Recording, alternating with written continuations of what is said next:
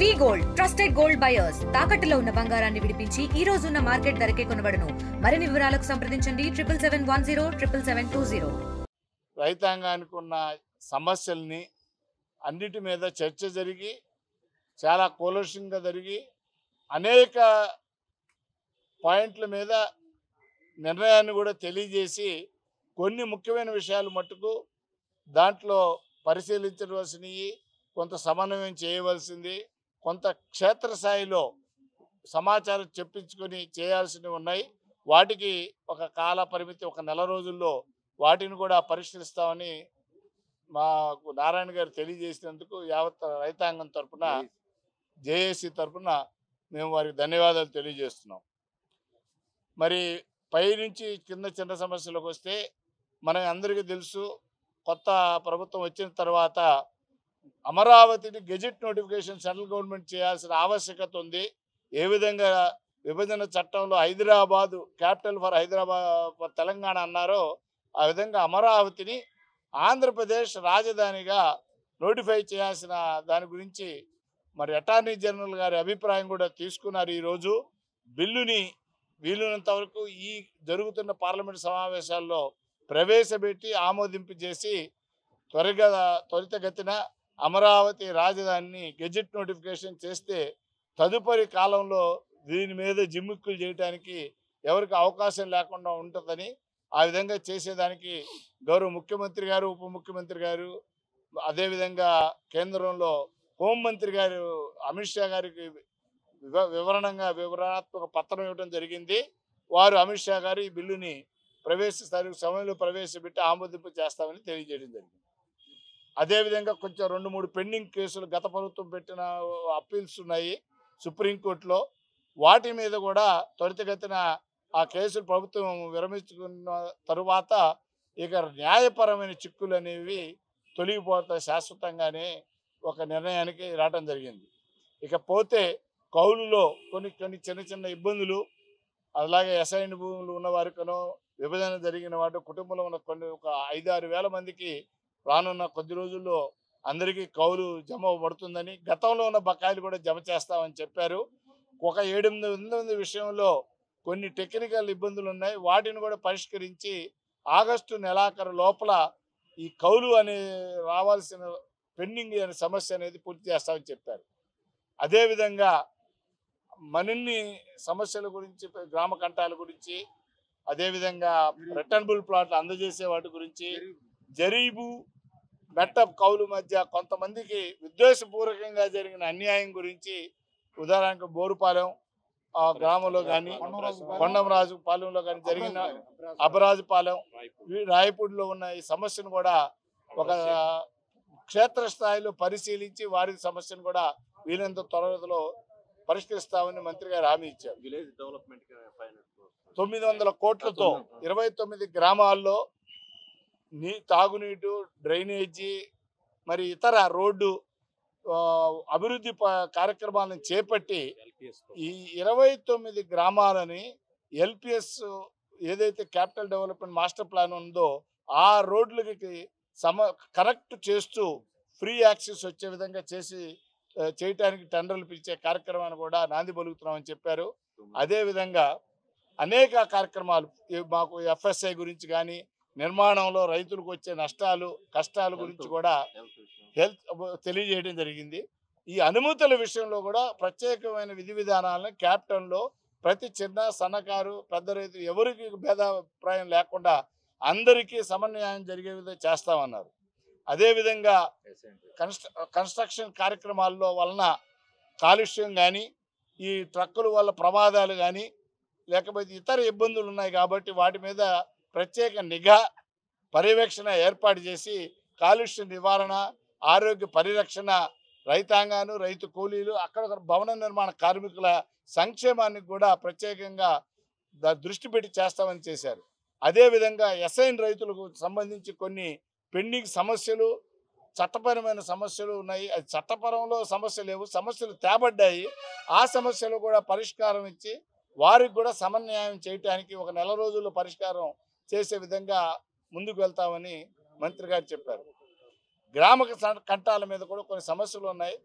వాటి మీద కూడా ఎవరెవరైతే చిన్న కొద్ది భూములు ఉండి గ్రామకంఠ సమస్యలు పరిష్కారం కాలేదో ఆ సమస్యలను కూడా క్షేత్రస్థాయిలో పరిశీలించి కమిటీని వేసి నెలన్నర రోజుల లోపల ఆ గ్రామ కంఠాల సమస్యని, అదేవిధంగా హైటెన్షన్ వైర్లను తొలగించే విషయాన్ని, అదేవిధంగా రోడ్డు పట్టుకున్న ప్లాట్లో కొంతమందికి జరుగుతున్న ఇబ్బందుల్ని తొలగించి ఆల్టర్నేటివ్ పార్ట్ ఇచ్చే వ్యవహారాలపై కూడా కమిషనర్ గారి నేతృత్వంలో పరిశీలన జరిపి సమన్వయం చేస్తామని మంత్రి గారు తెలియజేశారు.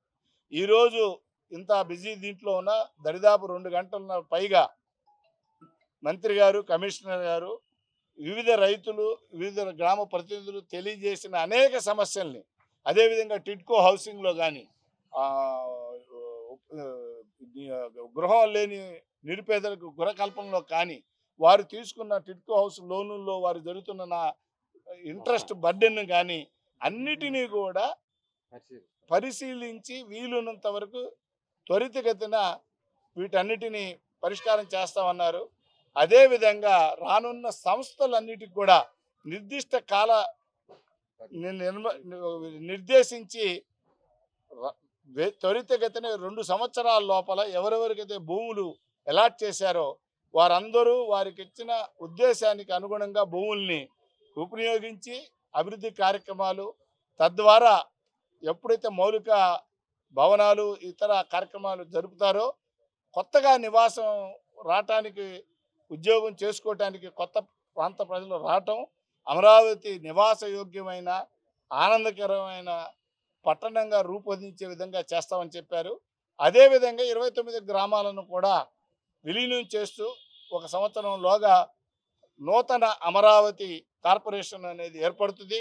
అప్పుడు ఈ గ్రామాల్లో ఉన్న అన్ని ప్రాంతాలు వార్డులుగా రూపొందుతుంది.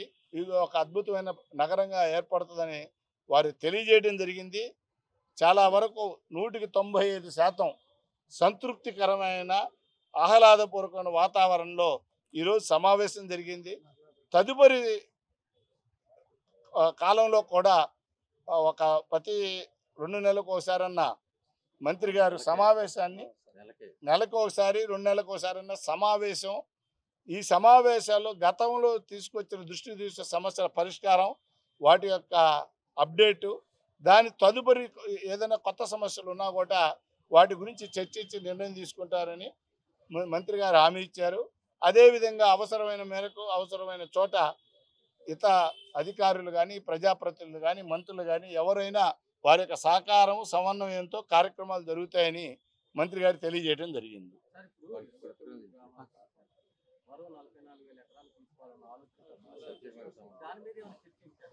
సార్, మా 29 గ్రామాల రైతులకు ఈ అమరావతి రాజధాని విస్తరణ, కొత్తగా పూలింగ్లో తీసుకునే వాటి మీద మాకు ఎవరికి ఎటువంటి ఇబ్బంది కానీ మాకు ఆ ఇష్యూలో మేము మా యొక్క పాత్ర లేదని మేము భావిస్తున్నాం. ఎందుకంటే మా భూముల్లో మాకు రావాల్సిన ఎల్పిఎస్ ఒప్పందం ప్రకారం మాకు ఏదైతే మాకు ఇస్తామన్న ప్రొటెక్షన్ వరకే మేము చూస్తున్నామండి. మిగిలింది ఇప్పుడు ఈరోజు సైబరాబాద్ అయితే ఎక్స్పెన్షన్ అయింది, ప్రతి నగరం విస్తరణ జరుగుతుంది. ఇది విస్తరణకి ప్రభుత్వ నిర్ణయం. దాంట్లో మా సైడ్ వారికి సహకారం కావాలంటే ఇస్తాం, కానీ మాకు వేరే వివిధ ఆలోచనలు ఏమి లేవు. కాకపోతే మాకు తగు ప్రాధాన్యత ఇచ్చి మాకు చెప్పిన సమయంలో ఇది పూర్తిగా కోర్ క్యాపిటల్ వరకు ఉన్న సమస్యలన్నీ పరిష్కరించి రానున్న 2-2.5 సంవత్సరాల్లో అభివృద్ధి పూర్తి చేసి మాకు ఇచ్చే నివేశన ప్రాంతాల్లో మేము వాటిని అభివృద్ధి చేసుకొని, లేకపోతే మార్కెట్ చేసుకొని, లేకపోతే డెవలప్ చేసుకునేటువంటి వెసులుబాటు విత్ అన్ని మౌలిక సదుపాయాలతో ఉండే విధంగా చేసి వస్తామని హామీ ఇచ్చారు. మేము పూర్తిగా ఆ విషయంలో సంతృప్తి చెందాం. ప్రభుత్వం రైతులకి మధ్య సమన్వయం కుదిరినప్పుడు వాళ్ళు ఏం చేస్తారనేది వాళ్ళు నిర్ణయాలు తీసుకుంటారు. మా వరకు కోర్ క్యాపిటల్ వరకు కూడా మా సమస్యలన్నీ వాళ్ళ దృష్టికి తీసుకెళ్ళాం. వారు ఇంత బిజీగా ఉండవు కూడా, ఇంత లేట్ అవర్లో కూడా కమిషనర్ గారు, నారాయణ గారు సహకరించి మా సమస్యలన్నీ ఎక్కువ పర్సెంట్ వాటన్నిటికీ పరిష్కార మార్గం ఎత్తుకుతామని చెప్పారు. అది 1 నెల రోజుల్లో మళ్ళీ వాళ్ళతో సమావేశం అయ్యి దాని ప్రోగ్రెస్ ఏంటనేది మీరు తెలుసుకుంటాం.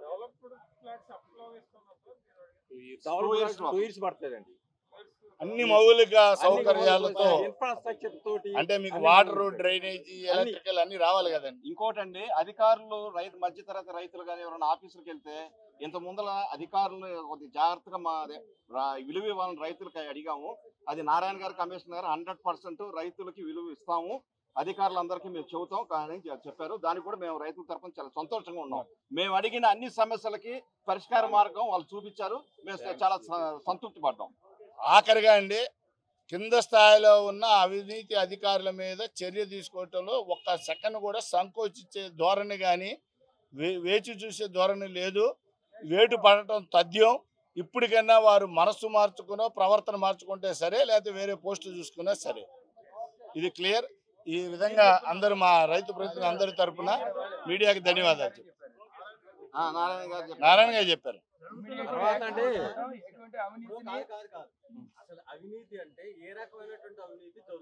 డబ్బులు ఏమి అడగట్లేదండి. మన ల్యాండ్లు మీరు రైతులు అమరావతిలో భాగస్వాములు కాబట్టి మాకు కూడా మిగులు భాగస్వామ్యం కొద్దిగా ప్లాట్లు ఇవ్వమని అడుగుతున్నారు. అంటే ఇది ఇటువంటి ఆలోచన వారికి రావడం దురదృష్టకరం. అంటే రెవెన్యూ డిపార్ట్మెంట్ నుంచి మేము ప్రత్యేకంగా వ్యాఖ్యానించాల్సిన అవసరం లేదు. రెవెన్యూ వారు రాష్ట్రం అంతా ఒకే రకంగా ఉంటుంది. ఇక్కడ మరింత ఎక్కువ ఆశ ఉంది కాబట్టి మేము వారు సత్ప్రవర్తనతో ఉండాలని మేము కోరాము. ఎటువంటి అద్దు దాటిన శిక్ష తప్పదని మంత్రి గారు.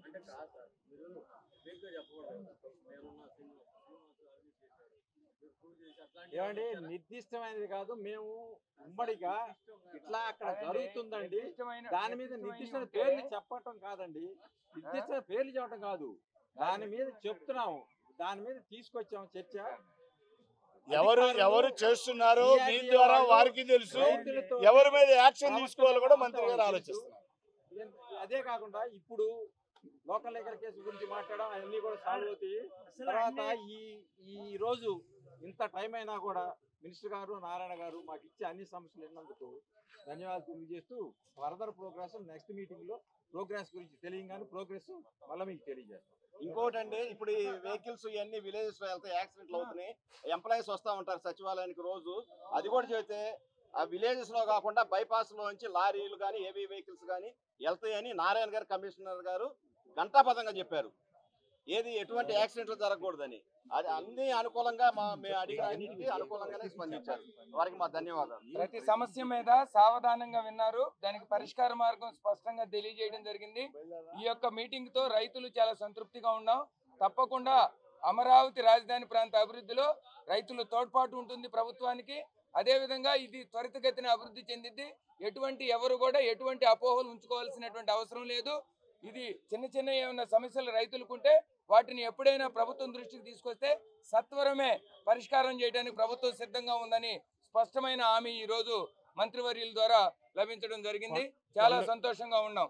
కొండవీటి వాగు అట్లా మట్టి తరలించే దాని మీద గస్తీ ఏర్పరిచి డ్రోన్లు కూడా తిప్పుతామని చెప్పారు. అట్లాంటివన్నీ కూడా వాళ్ళు లారీ నెంబర్తో సహా ఐడెంటిఫై చేస్తున్నారు. సీజ్ చేస్తాం కూడా తెలియజేశారు. తెలుగులో న్యూస్ కి ఫాస్టెస్ట్ యాప్ ఇప్పుడు టోటలీ న్యూ అవతార్లో జస్ట్ 5 seconds లో కంప్లీట్ న్యూస్. సోషల్ మీడియాలో ట్రెండ్స్ కి one stop solution. Live TV app voice search option తో ఇప్పుడే డౌన్లోడ్ చేయండి లేదా అప్డేట్ అయిపోండి. యాప్ లింక్ డిస్క్రిప్షన్ లో ఉంది.